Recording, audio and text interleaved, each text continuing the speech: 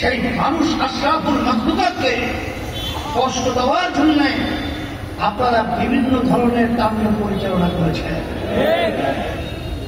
আপনাদের পরিচালনায় এই সুন্দর দেশ বাংলাদেশটা ৭১ স্বাধীন করতে গিয়ে লক্ষ লক্ষ মানুষ জীবন দিয়েছিল, কিন্তু আপনাদের পরিচালনায় এই দেশটা ৫৪ বছরে ৫৩ বছরে স্বাধীনতা পায় না।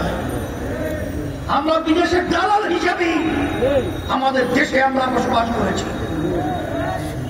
আমাদের দেশের স্বার্থের চেয়ে অন্য দেশের স্বার্থকে আপনারা অধিকার দিয়েছেন। ৫ই আগস্ট ২০২৪ আল্লাহর খাস মেহেরবানি এবং ছাত্র জনতা যখনই অন্যায় প্রতিবাদে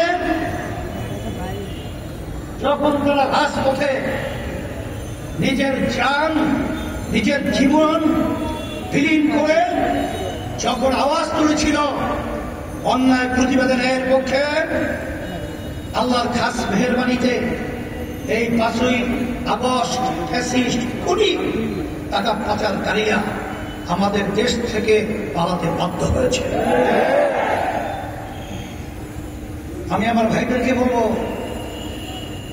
যারা দেশের জন্য রাজনীতি করেন, মানুষের বাংলাদেশের জনগণের কল্যাণের জন্য রাজনীতি করেন, যারা ইসলামের জন্য রাজনীতি করেন, আমি তাদেরকে উদাত্ত আহ্বান জানাবো, আসেন ৫৩ বছরে ৫ই আগস্ট ২৪ পরে যে ক্ষেত্র তৈরি হয়েছে দেশ গড়া, মানবতার কল্যাণে নিশ্চয়তা বাস্তবায়ন এবং ইসলামকে রাষ্ট্রীয় ক্ষমতায় নেওয়ার যে সুযোগ এসেছে ৫৩ বছরে আর আসে না।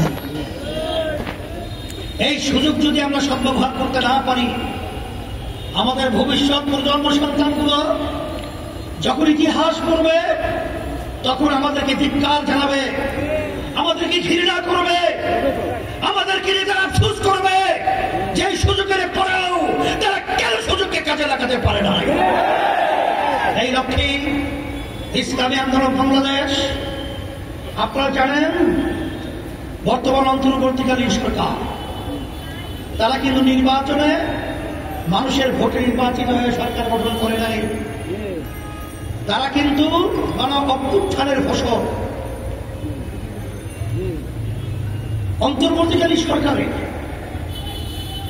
যে ঘোষণা ছিল যে সংস্কার, দৃশ্যমান বিচার, এরপরে জাতীয় নির্বাচন, কিন্তু আমরা দুঃখ সহকারে বলতে হয়, আজকে দুঃখ বুক ফোটা নিয়ে বলতে হয় যে আজকে আপনি যে নির্বাচনের ঘোষণা করেছেন এখন পর্যন্ত সেই লেভেল প্লেইং ফিল্ড এখনো কিন্তু তৈরি হয় নাই, এখনো সংস্কার হয় নাই, এখনো বিচার দৃশ্যমান হয় নাই। এই অবস্থায় আপনি যারা দল নির্বাচন করবেন আর হাজার হাজার মার্কন খালি হয়েছে, হাজার হাজার মানুষ বন্ধ হয়েছে, শত শত মানুষ চক্ষু হারিয়েছে, তাদেরকে আপনি কি জবাব দিবেন? জবাব ঠিক করে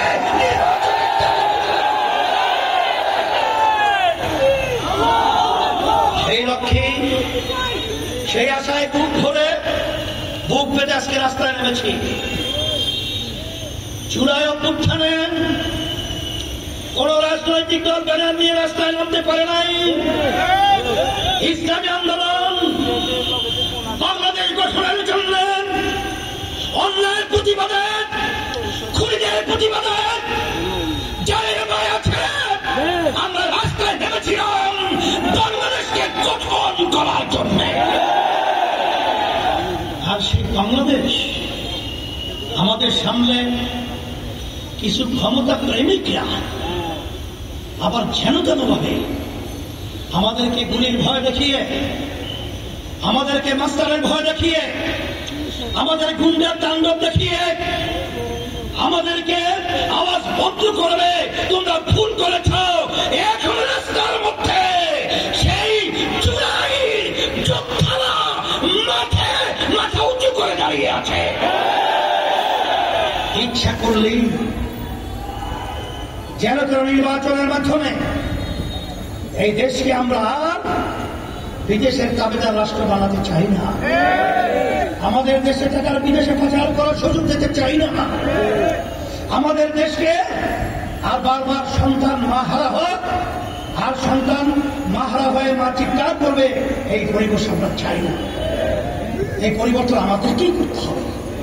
53 বছর বাংলাদেশ স্বাধীনতার পরে আমরা যে নির্বাচন পদ্ধতি দেখেছি, আমাদের সম্মানিত গাজী ভাই বলেছেন, আমি সেই কথার পুনরাবৃত্তি না করে আমরা পরিষ্কার বলছি, সুজনের জরিপ 71% মানুষ পেয়ার পদ্ধতিতে নির্বাচন চায়। প্রতিটা ভোটারে সেখানে মূল্যায়ন হয়। আর পিয়ার সিস্টেম নির্বাচনের মাধ্যমে এককভাবে ফ্যাসিস্ট চরিত্র সরকার প্রতিষ্ঠিত হওয়ার সুযোগ নাই, এবং প্রতিটা রাজনৈতিক দলের প্রতিনিধি সংসদে দেওয়ার সুযোগ থাকে। তখনই দেখবেন যে এলাকা ভিত্তিক যে গুন্ডা তৈরি হয়, চাঁদাবাজ তৈরি হয় এবং সেন্টার দখল হয়, এগুলো আল্লাহ বলে পিয়ার সিস্টেম নির্বাচনের মাধ্যমে সম্ভব হয়। এর জন্যই পিয়ার পদ্ধতি নির্বাচন এবং মৌলিক সংস্কার এবং দৃশ্যমান বিচার, এরপরই জাতীয় নির্বাচনের চিন্তা করবেন, এটা আমরা উদাত্ত আহ্বান জানাচ্ছি বর্তমান কমিশনারের নির্বাচন এবং অন্তর্বর্তীকালীন সরকারকে। আর আপনাদের কাছে একটা খুশি সহকারে সংবাদ বলতে হয়, আজকে দেশ প্রেমিকরা, ইসলাম প্রেমিকরা আল্লাহর রহমতে আমরা ঐক্যবদ্ধ হয়েছি।